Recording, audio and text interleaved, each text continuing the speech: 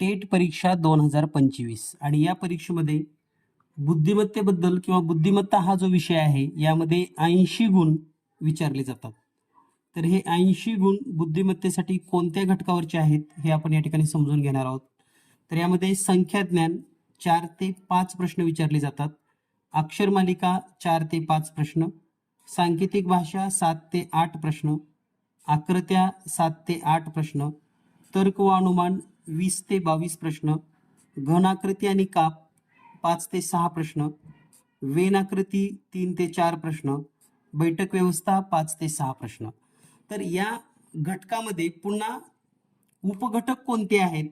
जर तुम्हाला उपघटक पाहायचे असतील या घटकामध्ये उपघटक म्हणजे समजा सांकेतिक भाषा यामध्ये 7 ते 8 कोणत्या प्रकारचे प्रश्न असतील, तर्क व अनुमानमध्ये 20 प्रश्न कोणत्या पद्धतीचे असू शकतात, तर त्यासाठी आपल्या चॅनलवर जीनियस मॅथ या चॅनलवर व्हिडिओ दिलेला आहे.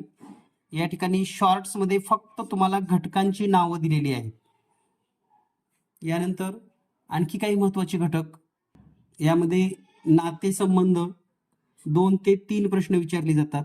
इनपुट आउटपुट यावर 2 ते 3 प्रश्न, विधान आणि निष्कर्ष 4 ते 5 प्रश्न, माहिती विश्लेषण 3 ते 4 प्रश्न, तुलनात्मक म्हणजे जे चिन्हांचा वापरून असते ते 3 ते 4 प्रश्न, क्रमसंबंध किंवा रचना 3 ते 4 प्रश्न, उपयोजनात्मक कोडी 3 ते 4 प्रश्न आणि कूट प्रश्न 3 ते 4.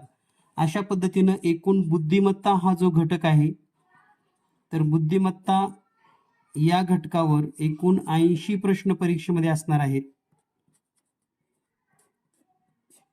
आणि याचं प्रत्येक घटकवाईज विश्लेषण तुम्हाला याच चॅनलवर जीनियस मॅथ आणि सर्वात महत्त्वाचं तुम्ही सबस्क्राईब करून ठेवा, कारण परीक्षेच्या काळामध्ये सर्वात फास्ट आणि अचूक अगदी सर्व प्रश्नांचा गेस किंवा अंदाज तुम्हाला याच चॅनलवर पाहायला मिळणार आहे.